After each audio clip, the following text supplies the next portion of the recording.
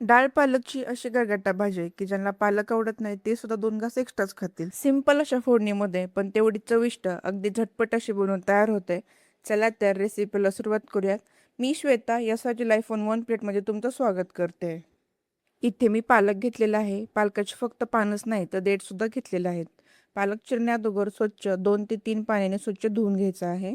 याच्यामुळे काय होतं ना, पालकामध्ये असलेली जी माती किंवा खराब घाणपण असते ना, ती सुद्धा स्वच्छ धुवून निघून जाते. आता आपल्याला पालक छान असा बारीक चिरून घ्यायचा आहे. पालक बारीकच चिरायचा आहे, कारण की आपण जेव्हा भाजी शिजल्यानंतर हटतो ना, तर ती छान हटली जाते. त्याच्यामुळे बारीकच चिरून घ्यायचा आहे पालक आपल्याला. पालक चिरून झालं की कुकरमध्ये काढून घ्यायचा. मी कुकरमध्ये शिजवून घेत आहे, कारण की आपण जी डाळ किंवा शेंगदाणे टाकणार आहेत ना, ते खूप छान शिजले जातात. त्यामुळे मी कुकरमध्ये शिजवून घेणार आहे.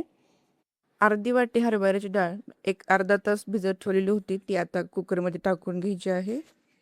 अर्धी वाटी शेंगदाणे टाकून घ्यायचे आहेत. आता याच्यामध्ये पाणी टाकून घ्यायचं. हे सगळं पाण्यामध्ये बुडेल इतपत आपल्याला पाणी टाकून घ्यायचं आहे.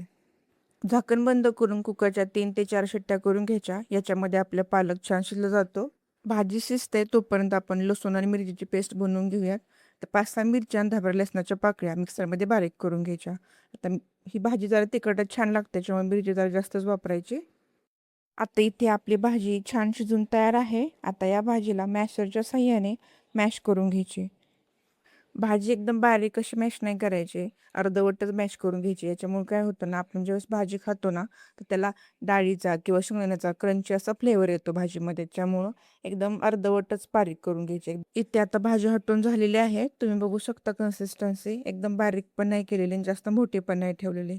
चला आता भाजीला फोडणी देऊयात आपण. फोडणीसाठी कढईमध्ये 2 चमच तेल टाकून घ्यायचं. तेल गरम झालं की आता याच्यामध्ये जिरे आणि मोहरीची फोडणी द्यायची.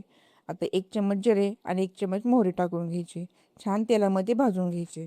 लगेचच त्याच्यामध्ये लसूण आणि मिरचीची पेस्ट करून घेतली होती ना, ती टाकून घ्यायची. आता ही लसूण आणि मिरचीची पेस्ट छान अशी तेलामध्ये भाजून घ्यायची. थोडा वेळ परतून घेतलं की त्याच्यामध्ये लगेचच पालक टाकून घ्यायचे. एकदम चर अशी फोडणी बसली पाहिजे, याच्यामुळे पालकाला एकदम स्मोकी असा फ्लेवर येतो. आता भाजीमध्ये गरजेपुरतं पाणी टाकून घ्यायचं. आता चवीपुरतं मीठ टाकून घ्यायचं आहे, म्हणजेच अर्धा चमच मीठ टाकलेलं आहे. मीडियम फ्लेमवरती 7 ते 8 मिनिटासाठी भाजी छान शिजवून घ्यायची आहे. याच्यामुळे आपली भाजी छान मिळून येते आणि घट्ट अशी बनवून तयार होते.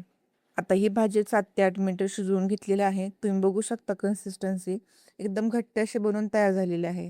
पाणी केकडे आणि भाजी केकडे असं काहीही झालेलं नाही आहे. एकदम मस्त अशी स्मूथ कन्सिस्टन्सी आलेली आहे भाजीला.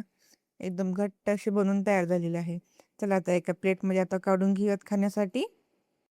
व्हिडिओ आवडला असेल तर लाईक करा, शेअर करा. अशाच नवनवीन रेसिपी पाहण्यासाठी चॅनलला सबस्क्राईब करून घ्या. भेटूया पुढच्या व्हिडिओमध्ये नवीन रेसिपीसोबत. धन्यवाद.